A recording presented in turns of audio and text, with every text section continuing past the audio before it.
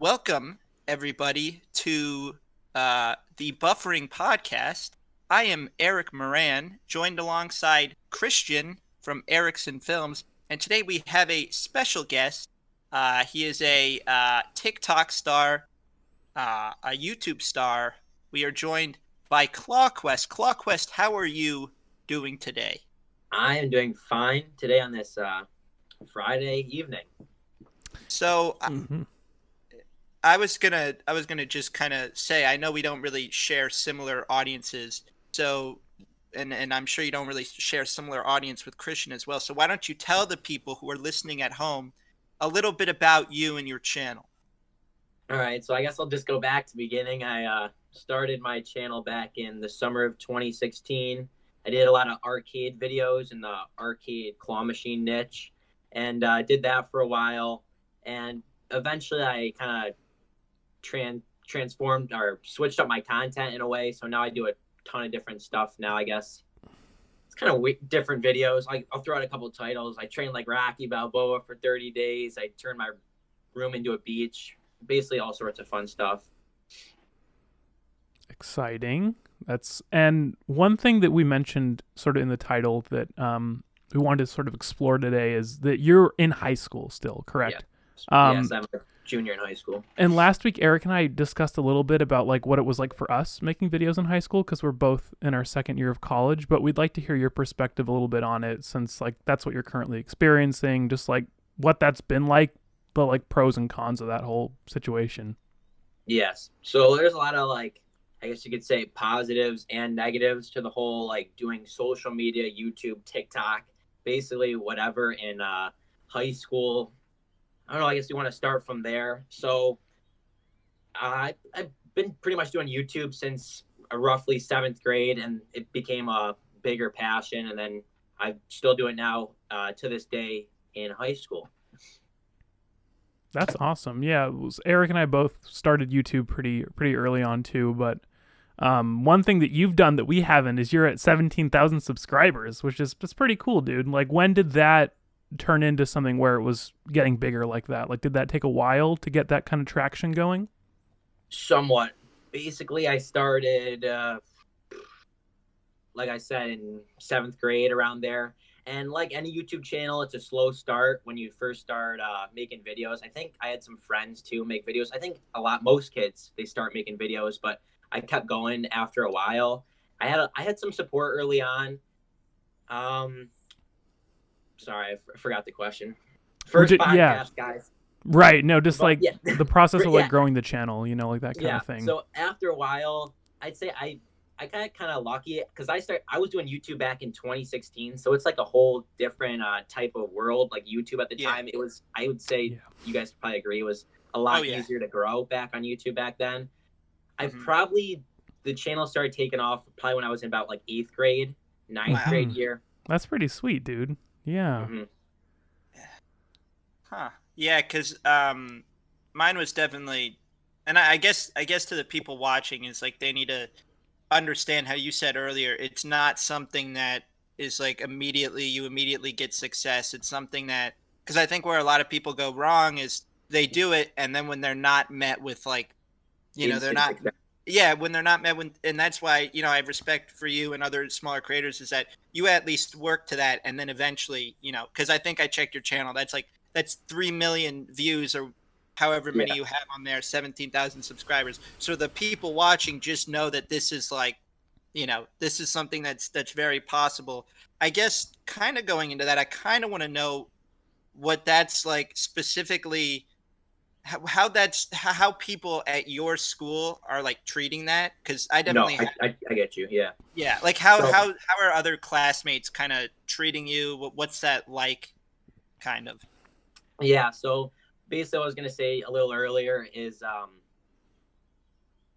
for YouTube, when I first started out, in a while, a lot of kids on social media these days are looking for like that instant fame, that instant success. It really doesn't come overnight. There's a few cases out there, I'm sure, but like I think for me, the reason why I kind of kept doing it over a while was because I had a lot of fun with it. I had a lot of fun making videos at a younger age. I really liked playing these arcade games and claw machines. I was inspired by other YouTubers.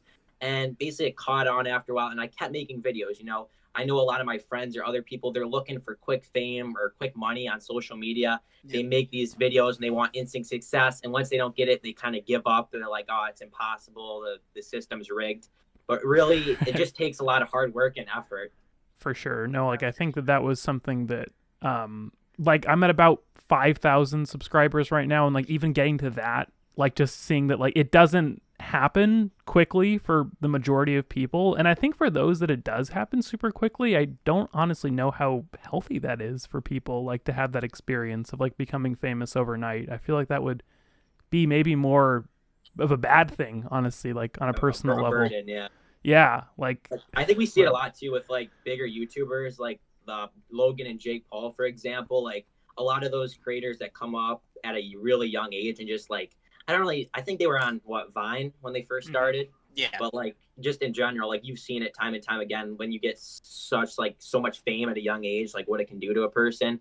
But like I guess what Eric asked me earlier was how it kind of like affected me. Like I said, when I first kind of started doing YouTube when I was in 7th grade, obviously I did not have instant success right away. Yep. I go to a smaller school with probably about 120 kids per class, public school. So when I was making videos at first, I think eventually, people find out at a small school like that. Some people were supportive, like I said, throughout my entire journey. There's been a lot of positives and negatives. And at the beginning, I think it was a little bit more like negative. Like kids were like, oh, you're making these claw machine videos. I think when I was at such a young age, like some people were into arcade games and stuff. But when I got a little older, into like 7th grade, 8th grade, like it still was like frowned upon, I guess. Like some people like did make fun of me for making these like videos, because in the end I was putting myself out there online. I was making videos, weekly content. So I'm sure you could relate, Eric, or at like a younger age.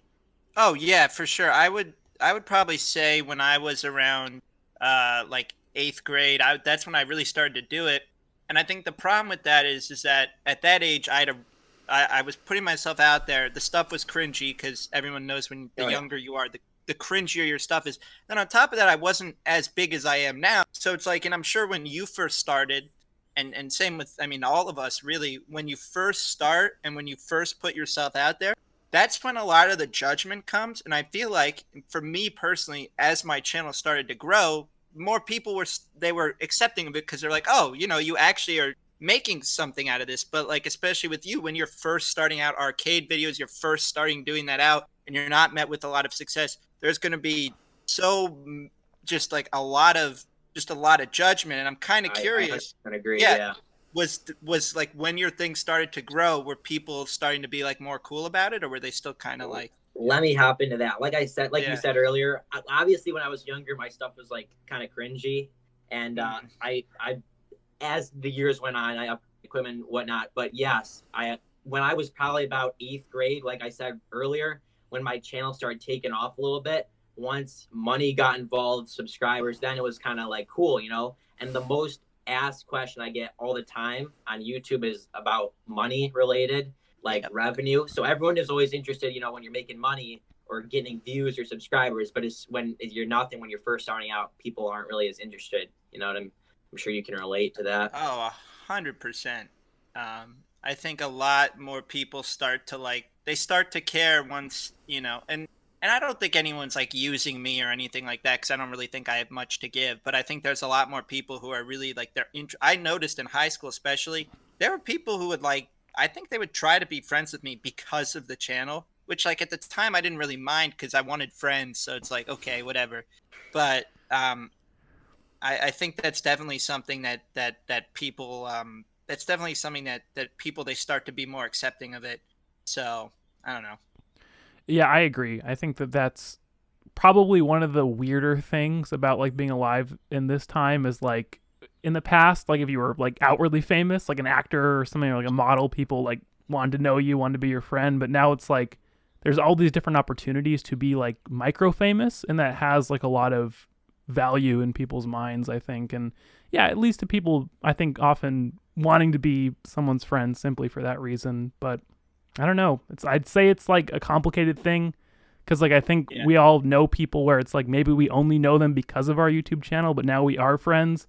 Yeah. versus people who are Yeah. like kind of just trying to like get you to give them a shout out or something, which is Oh, it's kind of yeah. Cloud cringy, you know. chasers. Yeah. Yeah, and Cloud chasers, yeah. you can tell, I mean, in my opinion, you can tell who's like actually trying to be your friend and who's trying to use you. Because the people who I've noticed are trying to use me are the people right when I meet them, they're like, "Can I get a shout out?" And it's like, okay, one, a shout out from me isn't going to do anything, I promise you.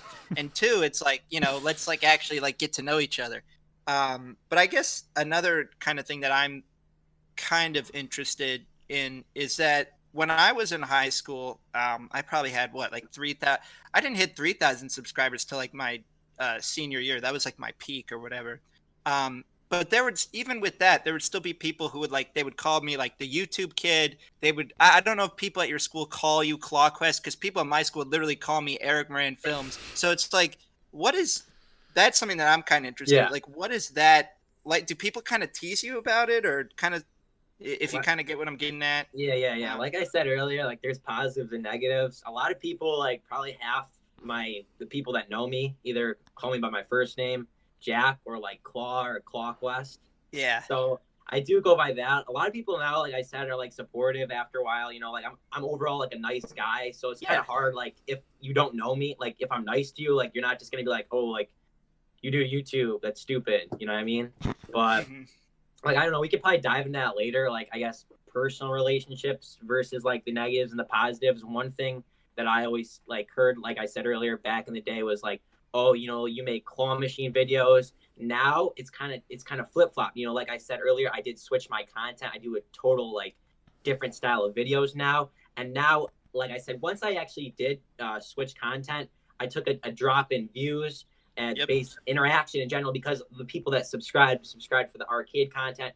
I luckily did keep some of the viewers, but now people are saying like, oh, like you don't even get that many views or whatever, your channel's dead. I'm not saying like I walk through the hallways and people are like shouting that from behind me, but that is something I do hear. Like I said, I do get some positive support from my friends as well, though. Yeah. No, I get that. So like, would you say, but like right now you're doing like the stuff you're doing right now is kind of like, I don't really know how to describe it. It's just like, it's like these like really interesting idea. Like I know there's one video where like you went around in a drive-through several times, which was kind of, there was another one where like I think, was it kayaking in the middle of a lake and just like sleeping? I did a 24-hour challenge in a kayak on my local lake. So just like crazy stuff like this. It's similar to like Mr. Beast in a way. Like obviously I don't have millions of dollars to do these like challenges, but it's similar to that. And then I do like when I go to like big YouTube events, I try to make like cool vlogs. Like I did I vlogged, I got into a VIP party with the James Charles, my boy. Yeah. Yeah, go ahead. To follow up for you really quick, do you feel that like doing those type of videos has helped you become a more confident person? Like doing things that are like putting you out of your comfort zone like that on camera? Oh yeah, I mean videos in general. Since I was in 7th grade, like I was a pretty shy kid. Not gonna lie. Like back then, I had a couple of friends, but like I never would have. Like my first videos was filmed on this little like Kodak camera, and I would be like whispering in the Walmart kids arcade. And like it's definitely like evolved like throughout time, like making videos. So now like when I like am in front of a camera, like my buddy wants to film a funny Snapchat, like I don't even like flinch, like blink an eye, like I'll just do it. So like definitely like out of my comfort zone. Like I would like a lot of my friends too, like they don't even want to film in public. So like I've had a buddy before like filming me just like out in public on the street, and like he doesn't, like he's kind of shy to do it. Like I'm just like, it's fine. Like yeah, no, that's like, I feel like that's like a skill that you've learned from this that like that goes way beyond YouTube. Just like a really awesome life skill. Yeah, totally. So I guess kind of following up on that, it's you did make the switch from arcade. I guess the two-part question is, did you think about getting rid of the name ClawQuest? Because I'll say this, I've thought about getting rid of the name Eric Moran Films just because I don't do films, but like that's just my name. But it's like you build up this brand, and now you want to like, you're doing stuff. You're not really doing arcade stuff anymore. So have you thought about changing it? And then on top of that, I guess the second part to that is, are you more confident with what you're doing now than like the arcade? Like, are you more happy? if that makes sense. Yeah, that's a good question. I get that question like all the time because if you guys don't know, the reason where I got the name ClawQuest, a lot of people in the claw machine community is like claw or arcade in front of their names. Yeah. I gave it like a little thought, but everybody kind of knows me by that. It just feels like whenever you start a name, you don't really think a lot about it. You just kind of throw your name in there. Like a lot of people like get names off like their old Xbox Live accounts and then build like millions of subscribers and whatnot. But for me, I kind of already have the name. I thought about possibly switching it to just Claw, like just because some people, like I said earlier, they call me like by my nickname, like Claw. So ClawQuest, I don't know, maybe in the future, but for now, I'm not changing it. And then the second part of your question was, am I happier now with my the content making? That is the main reason I did the switch, is because I kind of felt like I wanted to grow with my content, and I felt like doing the arcade video was kind of holding me back a little bit. And the niche, like the videos I was creating, it's there's so many people making like the same videos. It gets very repetitive when you're making. For you, those of you that don't know, let me elaborate. The videos I was making, I would go off and film videos at your regular Dave and Buster's, Chuck E. Cheese, and type arcades or claw machines and film. You go for like big wins and whatnot. It's kind of similar to gaming, I guess, like playing a game. There's a whole community of YouTubers that do it, but that's where I came from. And I basically got bored after a while, kind of filming the same old videos. A lot of the titles you see now are like, oh my God, big money win, can't believe I won, million, like a lot of fake clickbait. You had to do this extreme clickbait to get these views. And I felt like a lot of people were just watching to watch me play the game when I kind of wanted them to subscribe for like myself and the content I was creating. So like my more personality, I guess you could say. You're going to have to fill me in here because I know next to nothing about this like niche. So have you learned how to like actually be good at claw machines? Was that like part of what you did? I would when you do something long enough, you pick up some skill, but there's like a lot more YouTubers that like are so insane at the game. They will win the jackpot and like these games every time. So that they'll win more prizes that are worth more money than they originally spent at these games. I was all right. Like I was better than average, but like a lot of my friends, a buddy of mine, Arcade Matt, like he's insane. He's been playing like claw machines since he was like a little kid, like studying them and whatnot. What is the coolest thing you've won from a claw machine or like arcade machine in general? I mean, I've won like huge, like life-size stuffed animals. I don't know. I have a claw machine downstairs. Okay. I bought a double claw machine. So that's I didn't win it, but I bought that when I was like, I saved up. That was like my big thing. I saved up to buy a claw machine to make videos on and to play. I probably was obsessed with it for like 2 months, and now it just sits down there collecting dust. I was really into cool thing. I was really into pinball when I was a kid. Like I used to have one of the like, you know, you get like plastic ones and set them up in your house, but I used to always go to Chuck E. Cheese and play that. But like it didn't occur to me, well, maybe it didn't exist yet because I was like 7. Like there was like a YouTube community around arcade stuff. Like I wish I'd found that out when I was a kid. That probably would have been really exciting. And that was just like a small interest I had that I kind of hopped onto. There was a few YouTubers that kind of inspired me to do that. But like pretty much there's niches for almost everything on YouTube. Like any hobby that you could possibly find that you enjoy and you want to make videos about, like I'm sure there's somebody out there making videos as well. Like someone is interested in that. You know, I've heard that time and time again too. I think one thing, kind of going off what you said earlier, I'll say this: I have a lot of friends who do arcade videos just because it's like I met some people at VidCon, and then from there I met their friends. That's how I met ClawQuest. I'll say this: out of niches, I'll say like the arcade people are the people that I've met personally are probably some of the nicest people. Like they're just, you know, a lot of them are really cool. But I also understand when you're talking about like the clickbait stuff. I cannot tell you how many times, you know, I don't watch too much arcade content in general, but I cannot tell you how many times I see titles like we got kicked out of the arcade, and then you watch it and they didn't get kicked out, or we like, you know, or like the worst is people who are, and maybe this is one of the reasons you left as well, but you have people who are making videos where they win stuff, but what they don't disclose is that it's actually their machine or it's their arcade, and they're winning from that, and it's like that's just so dishonest and wrong. But it's, I mean, what do you think about that first? I would love to touch on this point. That is one of the main reasons when I first joined the community, that there was not a lot of that going on back in 2016. I would make videos, you know, playing arcade games at Dave and Buster's. That would be a title, you know. I won a couple Pac-Man, like whatever plush, like the titles have grew. It's gotten like pretty bad. So a lot of the bigger YouTubers now, one of the YouTube, and it's really hard to get views now. So I want to say a lot of people are making these videos, but if you don't do that and you stay true to yourself and you don't put a lot of clickbait, like a ridiculous amount over the title, you're not going to get views. You're not going to get money. So if you're doing that for a living, it's very tough as well. One of the YouTubers that's like basically inspired a lot of other arcade YouTubers to do this, I know you know him, is Arcade Matt. I think I might have said earlier. He does a really great job of like just staying true to like himself and not like being honest with the viewers. That at the end of the day is honesty. And a lot of these younger kids, not a lot of them are even kids, like college students and up, they're not there. It's really like dishonest stuff. They own arcades, they own claw machines. They don't put a disclaimer. It's one thing to say like, hey, this is my machine.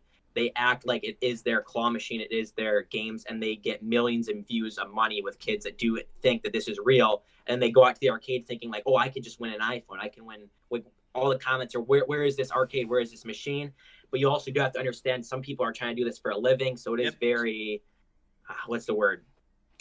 Tough, I guess, not to kind of take the bait and say, oh, let me just put this clickbait title. Yeah, for sure. Yeah. That's really interesting. That you did you see who was it? Did you see the Gus Johnson video on it? Yes. Okay. I'll put a little explain that. He's kind of like Gus Johnson. It's kind of like I don't know, like an iDubbbz type video, kind of like a content cop, I would say, on like the arcade community, where he did call a lot of arcade YouTubers out. A lot of it was like factual, like there was some stuff that like wasn't true, but he did, call out the community. Yeah, it's interesting that it seems like most communities on YouTube now are in some way affected by, videos that are dishonest, videos that are misleading. But I think it's interesting though, like to the extent that's always been a part of YouTube, and like I guess the idea that now maybe it's just worse. I don't know, because like I used to hear clickbait, and like I sometimes think what an audience will call clickbait is sometimes stuff that YouTubers just have to do to get by, like to be able to make money. However, there's stuff like what you guys were describing, which is just flat out like a lie, and that's different. When I was talking about clickbait, like you said, we're talking about like literally lying to the viewers, saying that you're winning this stuff. There's a difference, because you kind of do need to add a little bit of like clickbait to videos now to get views. I was at a panel at Playlist Live, and like some of like these great big YouTubers like Jukes, they were saying like, if you think your content's good enough, don't lie to your viewers. Don't like put something crazy in the thumbnail or title that didn't even happen or remotely close to your video. But like you do need to kind of like, I don't know, hype your video up a little bit, I guess. Making it exciting, an exciting title, something that someone would click on. And there are ways to do that without lying, which I think a lot of people. And here's the other thing about clickbait. I think what people don't understand is whenever you get clickbaited, right? Whenever I get clickbaited, which doesn't happen that much anymore because I'm very good at detecting it. But especially when I was younger, I would click on it, see it's not real, and then I'd be like, okay, like I'd be mad, I'd click off. That person doesn't get a subscription from me. I don't get like, and like at the end of the day, that's not a very good growth strategy because you're not really getting anything from it. So I don't know. Rickrolled. You remember that? Yeah, I mean, essentially, and so, but it is interesting, I guess, to see that's, and I guess it is fair that a lot of communities, and it sucks because, as I mentioned earlier, a lot of the arcade people I've met have been really cool, but I think they get a bad rep because the people who are doing that, they're the top dogs, minus Matt, but like they're like up there, they're like, they're really representing that community. So it's so and so, but I think the problem with that is it does happen a lot on YouTube, like Christian was saying earlier. Like you see Jake Paul and like a lot of other YouTubers doing this, they get called out. They're like in the mainstream, like you see this happening.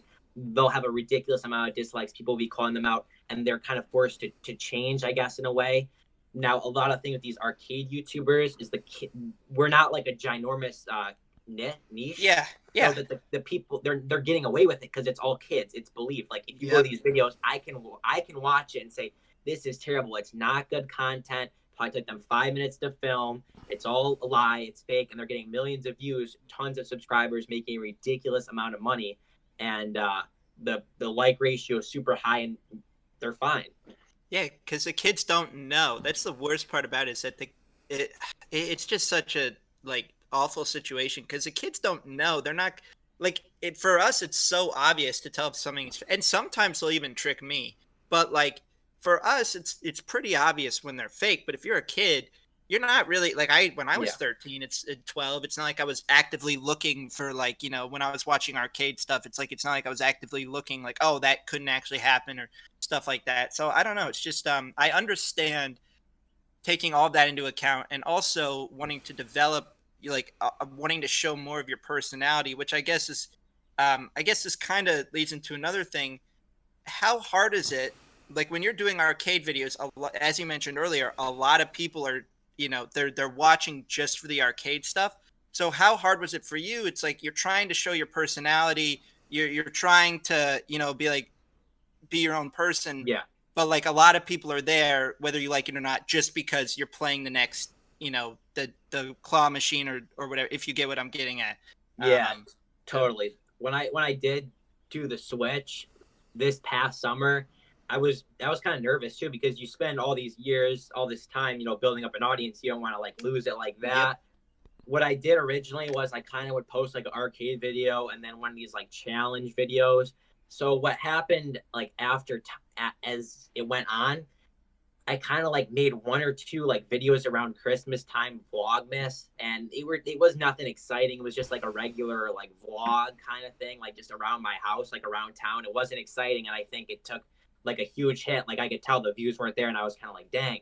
Then I kind of got the idea. I said I wanted to do like crazy content, like spice it up, put a lot of hard work into this stuff.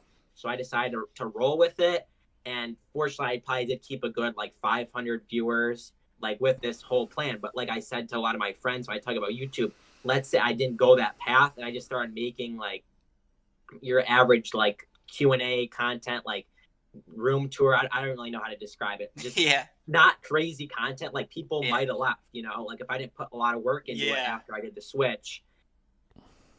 Yeah. That's No, I mean, like, did you feel like in making new content you were getting more enjoyment out of it? Like it was a more honest kind of representation of you as a Yes, person? 100%. Because at the same time, I really do want to continue growing on YouTube, yeah. but at the same time, I want my content to be good. I always hear like since I came up on YouTube, like quantity over quality. I really more appreciate quality over quantity. So sometimes if I'm only uploading one video every 2 weeks, I'd rather have that than me uploading a couple fake videos. So the stuff I'm doing now it's tough. Like a lot of the videos I'm doing, it takes some time to edit the challenges that I'm doing, but like I feel like I really enjoy making it a lot more and watching. And I feel like a lot of like people at my school and like my friends enjoy that content more. Family enjoys the content more, I guess, than just arcade games. Because I feel like this stuff can apply to everybody. Like Oh, I kind of make content similar to like Mr. Beast in a way. So like that content is my personality more than games, I guess you yeah. could say. I guess kind of touching off that because when you were saying that, I noticed so many similarities for me. Because for those unfamiliar, I used to do like commentary. So this means like talking about popular stuff, whether it be Jake Paul, Logan Paul, and I did it because at the time I liked it, but also that was that was a popular thing to do was you take a topic and you give your input on, and the views did great because like you're talking about popular things. And then sometimes I felt like, well, similar to what you were saying about the arcade stuff, is people were watching it more to see like the thing I was talking about, not necessarily me. And that can really I mean, that really played, with my head a lot. And I was like, man, this sucks. So then I tried to do a slow transition, and I think it's paid off for the most part. And now like I'm like all my friends like the stuff I'm doing. The people who the views aren't the same, just like how you talk. The arcade views Oh aren't the yeah. same. And I don't know if they ever will be the same. But I can say right now I'm happy because before when I was doing the commentary stuff, I don't know if you felt this way with the arcade stuff. It's like when you show it to someone, I wasn't as confident showing it to a friend. But if I show them what I'm doing now, I'm like, yeah, here, go watch it. So I'm definitely a lot more happy with what I'm doing. I'm definitely a lot more just like, you know, I enjoy it, and sure, the views aren't there, but I think at the end of the day, YouTube is such just like it's such a grind, and it's like if you're not liking it, like You're not at gonna go that far. exactly. And so I think what you're doing right now is a good strategy. It's like you're doing like this outrageous stuff, but like you like it. It's I'm not having like fun it's with like it, a yeah. chore. It's And not like I'm it's a sure chore. Yeah. I'm sure when you did like commentary videos, like you would have one video that you'd kind of you'd hear the story and you'd do a video on it, and it might blow up and get a ton of Yep. views. You know, you're feeling good, and then the next few videos, you know, let's say you put a ridiculous amount of work into those videos, and then it's just it doesn't do as well because people aren't as interested Yep. in the topic. Same Yep. thing with what I was doing. You know, I was doing some arcade videos. I would film one and it would do really well, and then I would film just a regular video at my claw machine, maybe that I put hours into, and it was just like the same. It would be up and down, up and down. I didn't really have a community or an audience. Yeah. That's the worst. Yeah. And it also really messes with like your mental health too. At least mine Oh yeah, personally. It like just it play because it's now I'm at a point where each video I make is getting like 300, 400 views, and it's the same people, and that's the coolest feeling ever. Just because it's the same group of people that are always there, and sometimes you'll get some new people, but like before it's like it was so inconsistent, it almost just like I would just not want to check the views because it would just stress me out. I'm really um interested by that. yeah. Like that experience you're sharing of like having a committed audience, because the situation with my channel is that like the last video we made, this video about an Xbox, got 67,000 views so far. Yeah. But then the video before that got like 300 in the first couple weeks, and then now it's at 1,000 after like 4 months. So I know exactly that feeling. And I think where I'm still like wanting to grow more is that idea of actually having a consistent group of people who watch my videos, because it's like right now there's like a very small amount of them, so the majority of people watching are coming from search. So I almost like would think that that would be preferable to have like a smaller group of people who actually watch all your videos. Yeah, it's more motivating. And I don't know if you feel this way too, but like it's definitely more to me when I mean a lot of people who I know personally watch the videos too, or even people at my college who just recognize me from my videos or whatever. And that stuff's really motivating, having like a consistent audience. But the problem with that, I guess, I mean, there's goods and bads. The good is that you have a consistent audience. The bad is that the views don't like the views usually stay the same. Mm-hmm. But I would say I'm more happy with what I'm doing. Like I feel yeah, like if I was doing commentary, and probably same with arcade, there's probably more room to grow there. But it's like at the end of the day, you have to think it's like, well, what I'm doing right now, I enjoy it. There's a pretty consistent base of people, and it's I don't know, like the commentary stuff felt like a chore. So I don't know. I think it's a good thing to work towards, is trying to work towards a consistent, you know, yeah, Yeah, no, for following. sure. Like, because I think that in that sense, like when I see your videos, Eric, because I'm not as familiar with your content, Jack, um, like I see the people who are there consistently and like they're Yeah. watching your videos for you and like leaving comments. Like that just, I mean, that seems nice. Again, like I think that with YouTube, it's important not to be too motivated by any of those things. But like if one Yeah. of them is going to keep you going, I think like Yeah. a consistent audience is Yeah. pretty up there, you know? So, ClawQuest, as I'll refer to you as, would you say that your stuff right now, it's like you have the same consistent group of people who are watching each thing? yeah. Somewhat. It's that's kind of how it's what we were saying earlier. It's kind of evolved into as I kept a lot of viewers from the arcade niche, and then I've kind of been building over time. Obviously, like on YouTube, one video might do a lot better than other. It might bring Yeah. in a couple new viewers. But like I said earlier too, with the whole view, I really did relate to the whole view thing. You know, I used to pull a lot of views doing this content that I wasn't really proud of. I was just kind of Yep. filming it to film it. Maybe at a younger age I enjoyed it. But now that I'm making this newer content, you know, I've saved up, I've invested a lot of money into this equipment and the brand, I guess. And now you're not really pulling the same amount of views, so you're pulling maybe 6,000, 10,000 more views on average than I am now when the content's better. You know, it's a little I guess frustrating, but at the end of the day, when you have that solid little like community that is there Yeah. every video, it's very motivating because if you're posting these like great videos, you can't just throw up a random vlog. Like you got to keep the videos coming. They expect like good content from you, and like it feels good to like people being like, oh, I really love that video yesterday, like the same old people that will be there. So it's kind of like I know a good couple hundred people will watch the video. Yep. Yeah, no, absolutely. Like for you at this point, like how much time are you putting into YouTube, like on a weekly basis? It really depends. Like I said, I'm trying to stay a lot more motivated these last couple, like since I did the switch. Like the art, I was in my bag like 8th grade year when I was filming like weekly arcade videos.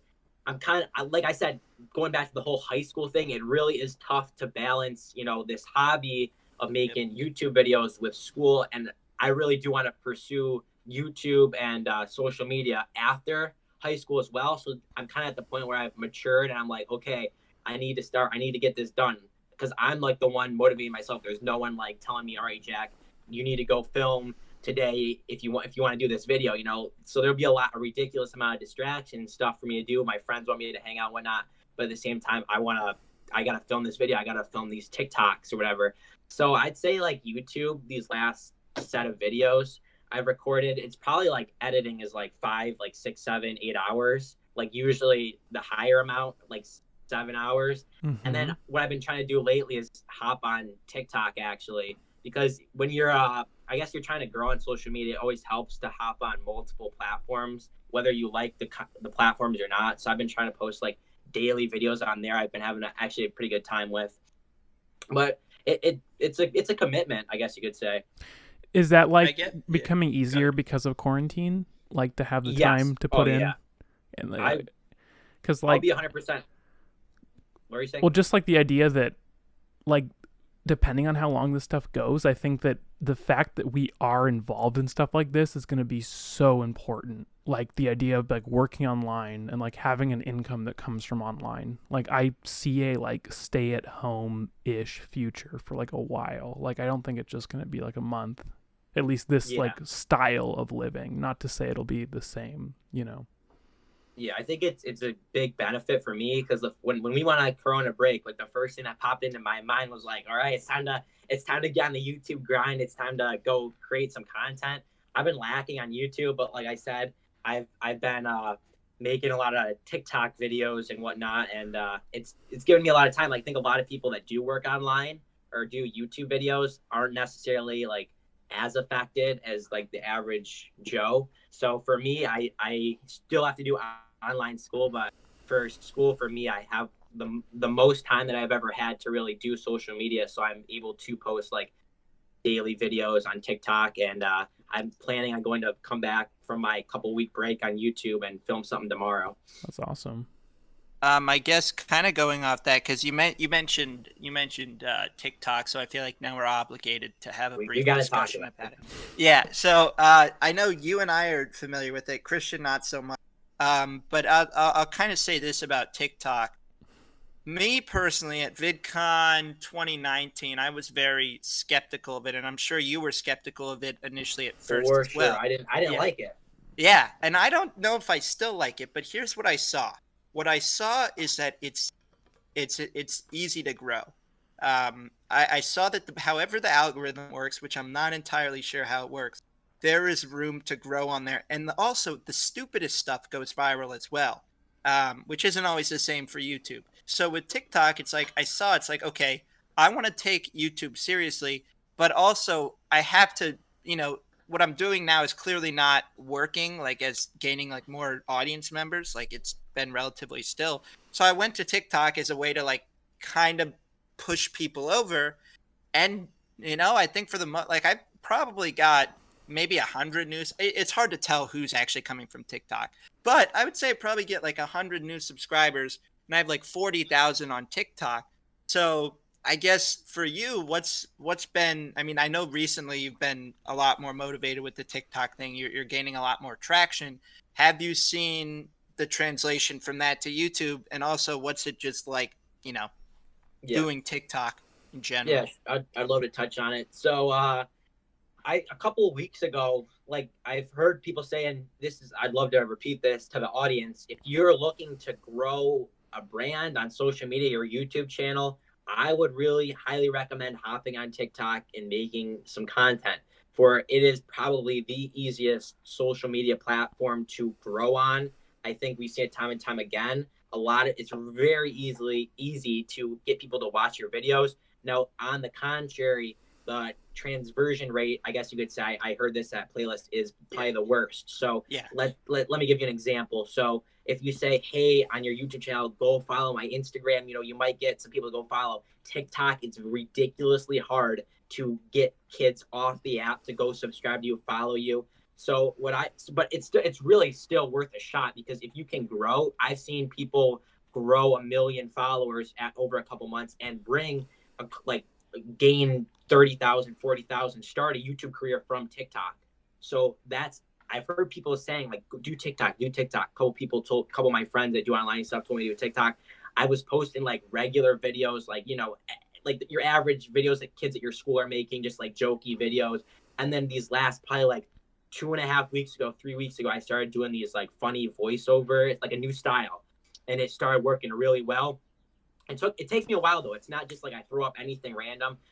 Basically, the whole process is I'll sit down in my notes and I'll write out this little script for the day, this voiceover that I'm going to do over this stuff. So it'll take me about like 20, 30 minutes. Sometimes it takes me a long time. I'll be sitting there for a whole day. I won't get a lot of ideas. What happens is I figure out an idea. I go out with my dad, who helps me because we're in quarantine, and we'll shoot these TikToks. I'll actually edit them on Final Cut. So I think I'm doing a lot more work than the average TikToker at this point. It. But my whole career on the internet, on YouTube, I've been putting this work in, and I feel like, I wish more people would see my stuff. Well, I got to the point where I'm like, well, people are seeing my stuff, so now let's put some work in. And it's been, I think I have a similar story to Eric. I've grown like 40,000 followers. I've been posting 1 to 2 videos a day. I grew like 40,000 in probably like 3 weeks since I did the new style. I'm having fun with it. But yeah, the transversion rate right now, I don't think I've gained really much on YouTube, but I think I've gained some on Instagram. So people have DM'd me, and I think I'm actually getting like some solid comments. I've seen a couple names repeatedly, so that's something. For sure. I feel like just that idea that like, if you can learn how to use whatever the new platform is initially, like, it's just going to help a lot in the future. Like, I imagine when YouTube first came out, a lot of people were not, taking this seriously, or learning how to make content on here. Like, I think that idea that you guys are like looking at what's going on currently and like trying to learn how to do that, whether or not it succeeds or fails, I think it's just that idea of like being current and like being willing to move. Cause like, who knows how long YouTube will be here even, like hopefully a long time, but things could change again. They do a TikTok too. Yeah. Yeah. I mean, you don't know how long TikTok's going to last, but I think right now TikTok is like really up there. So it's very popular. Think you have to take advantage of it, but also try, and as we mentioned, the transversion rate is not great, but try your best to move people over. Because I've gotten like, I think when I had one TikTok that went viral, however you want to classify viral, I got like 200 Instagram followers out of that. So it's trying to keep those people around.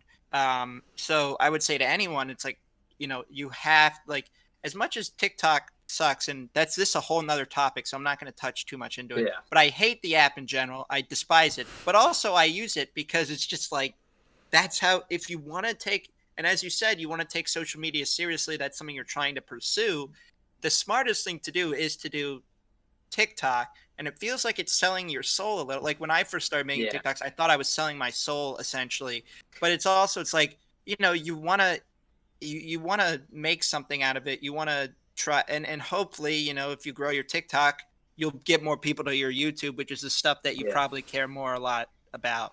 So yeah, I mean, fresh eyes are fresh eyes at the end of the day. Like, if you can get more eyes in your content, like, the better.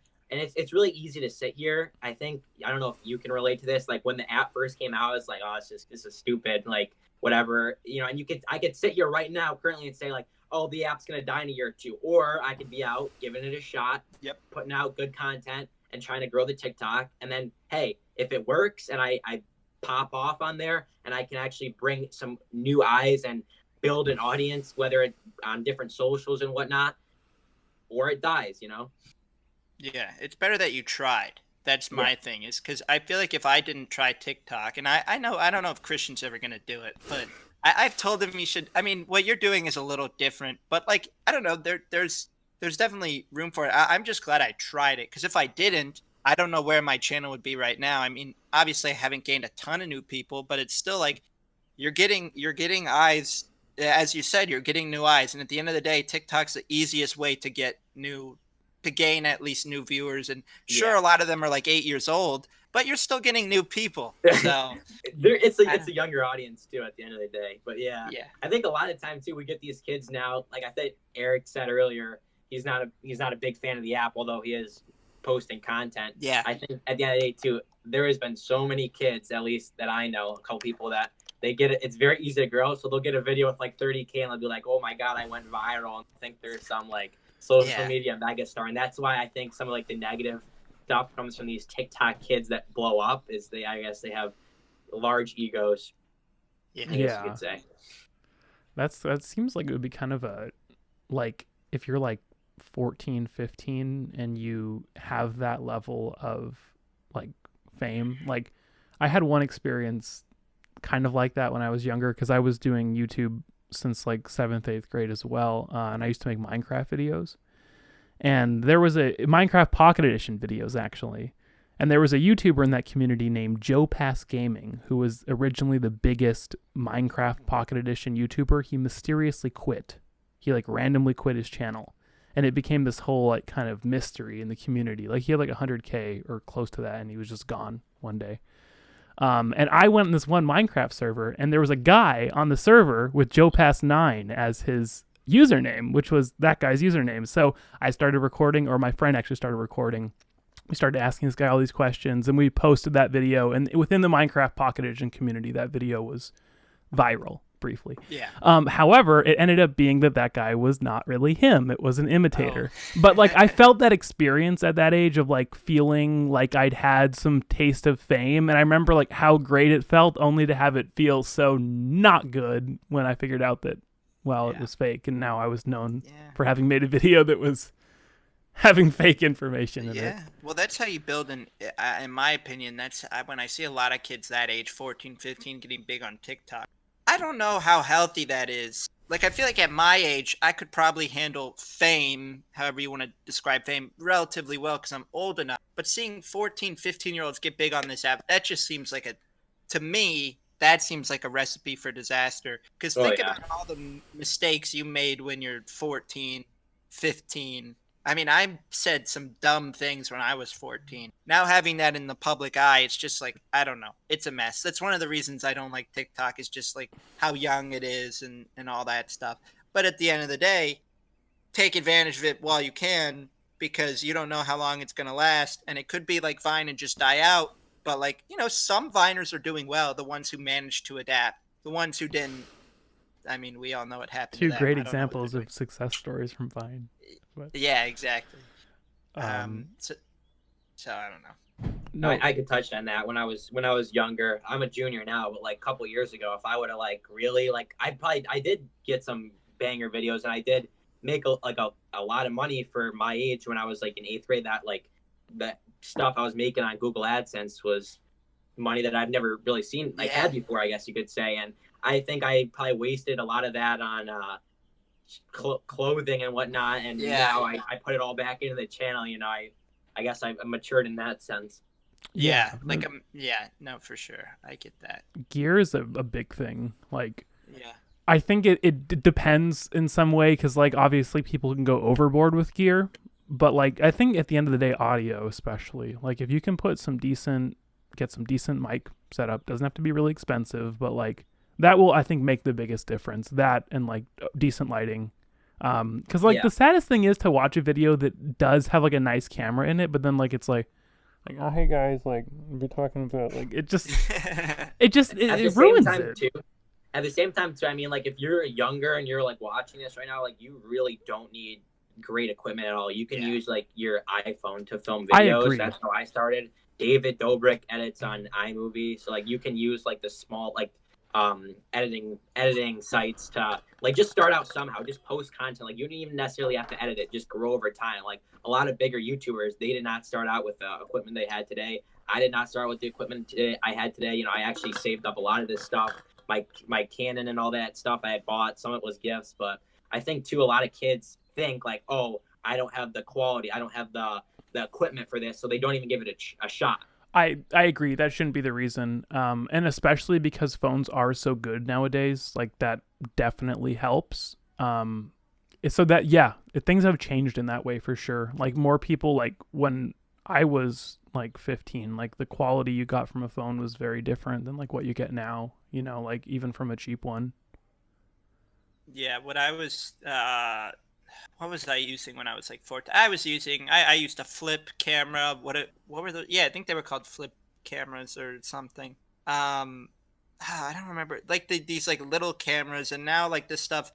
And that's where I think a lot of people go wrong is they think it's like, well, I've had people tell me it's like I can't do it, and I'm like, yeah, you can. Just use an iPhone, and you know. And then here's the thing: I believe if you have a good personality and your stuff and your quality's at least decent, like it doesn't need to be like obviously you can't be filming with like a potato, but if you have if you have like a phone, like an iPhone, you're fine. Upgrade over time. If you grow and you keep doing it, then upgrade your equipment. Like I have a Canon now. I didn't do that when I started. Like I had to buy the Canon, but that was after 3 years, and I was like, you know what, this is a worthy investment. And I've had it for like I've been doing YouTube for 7 years.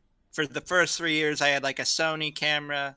Last 4, I have like a Canon. So like it's like one of the DSLR ones. So you know, it's something that you don't need to start out with it initially. And I think I'd recommend just slowly building that up. I don't know. I feel like that's just the best way to do it. Because then you feel like if you're really you're really motivated at that point. Because if you just buy a DSLR and then you don't even have like a passion for YouTube and you realize that you're just wasting your money. Yeah, you're wasting like $600. So and you can increase production quality without spending more money. Like let's say you had like an external camera and then you chose to use your mic or your phone as your mic. You could like sync the audio in post. That would sound a lot better than like the camera mic being like 8 feet away from you. And editing, like you're talking about iMovie, like you can use free software. It's just about like the time you're willing to put into it, you know. Like so, I think production quality can be improved without spending more money. It's just like putting in more time, probably. Yeah, that's how I started. I edited an iMovie till probably like a year ago, and now I edit Final Cut. But I maxed out iMovie. Like there was every trick in the book. I learned I was doing so much extra work that I really had to do, and then eventually I finally just sucked it up and hopped on and learned a new software. Isn't Final Cut so much better? Oh I love, and now I know Premiere too, but like my go-to is Final Cut. As well. You guys use Final Cut? Yeah, that's what I'm used for my YouTube videos.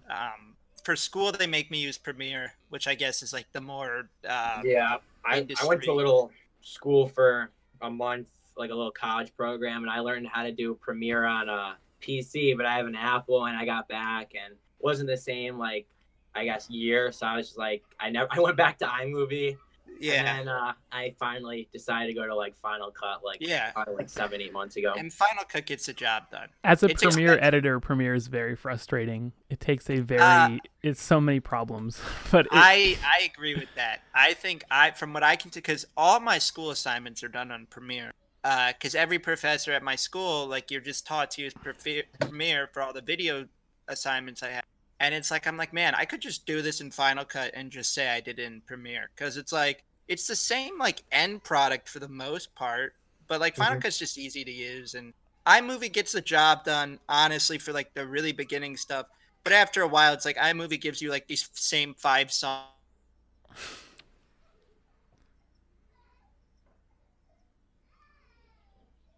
Uh-oh. Did I just lose it? And okay, I lost you guys for a second. You guys still there? Oh, yeah, we're here. Okay.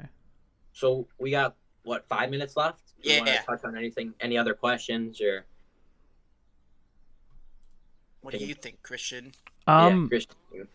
I feel like we really went over a lot of good stuff. That went really well, I thought, and I hope for everyone listening, like, that you guys got something out of this, because I think that there's a lot to be gained from just hearing people talk about the thing that they do, you know, as and in our case, making YouTube videos. But yeah, I really appreciated having you on though, Jack. I think you provided some really great information for the listeners. Thank you. I could tell you're really passionate about what you're doing. Like that really comes through. And like, I sense that you're just going to go further and further with it. Grind don't stop. All right. Well, thank you to everyone who Yes. watched. Yeah, thank you All guys right. for listening. This is the end of the recording.